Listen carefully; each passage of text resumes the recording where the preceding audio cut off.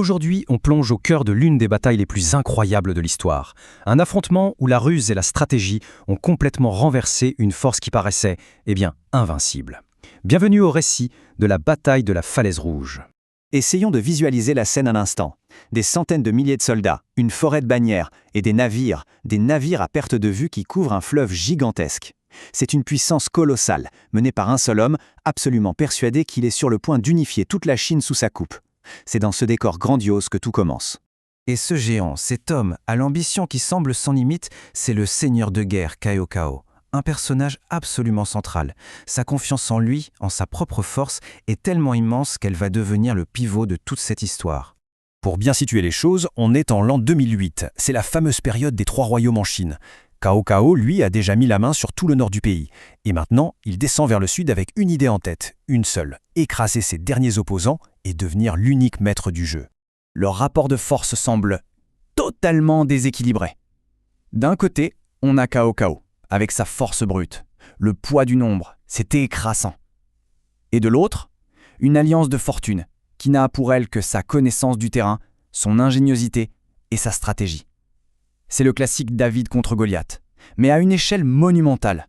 Face à un tel rouleau compresseur, 2 seigneurs de guerre pourtant rivaux comprennent qu'ils n'ont plus le choix. S'ils veulent survivre, s'ils ne veulent pas être balayés de la carte, ils doivent absolument mettre leur querelle de côté et former une alliance de la dernière chance. Et qui sont les figures de cette résistance? On a d'abord Sun Quan, le maître du royaume de Wu, et Liu Bei, celui du royaume de Shu.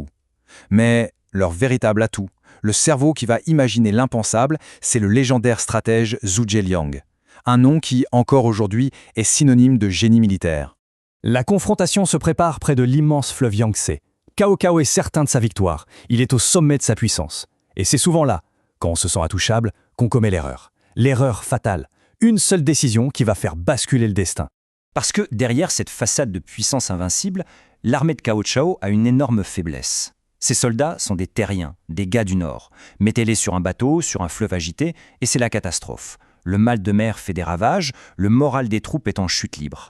Alors pour régler ce problème, Cao Cao prend une décision qui, sur le papier, semble pleine de bon sens. Il ordonne de relier tous ses navires entre eux avec d'épaisses chaînes. L'idée, c'est de créer des plateformes stables pour que ses soldats se sentent comme sur la terre ferme. Mais en faisant ça, il vient en réalité de transformer sa magnifique flotte en un piège de bois géant. En face, les stratèges de l'Alliance, Zhuge Liang en tête, observent la manœuvre, et ils n'en croient pas leurs yeux. C'est une opportunité inespérée, un cadeau tombé du ciel. L'erreur monumentale de leur ennemi vient de leur donner la clé de la victoire. Leur plan est d'une simplicité redoutable. Ils vont préparer des navires brûlots, les remplir de paille, de bois sec, de tout ce qui peut prendre feu. Ensuite, il n'y a plus qu'à attendre que le vent souffle dans la bonne direction et à lancer ses torches flottantes sur la flotte ennemie. Le résultat est apocalyptique. Les navires de Cao Cao, enchaînés les uns aux autres, sont incapables de manœuvrer, incapables de fuir. Le feu se propage d'un bateau à l'autre à une vitesse folle. C'est un enfer sur l'eau. En quelques heures, la plus grande flotte jamais assemblée n'est plus qu'un immense brasier. La déroute est totale. Cao Cao n'a d'autre choix que de s'enfuir dans des conditions désastreuses. Son rêve d'unification vient de partir en fumée, au sens propre du terme. Mais cette défaite spectaculaire n'est pas juste la fin d'une campagne militaire, c'est le début d'une légende. Les conséquences de cette bataille sont immenses. D'abord, elle met un coup d'arrêt brutal à l'unification de la Chine et va figer la division du pays en 3 royaumes pour les 60 années à venir.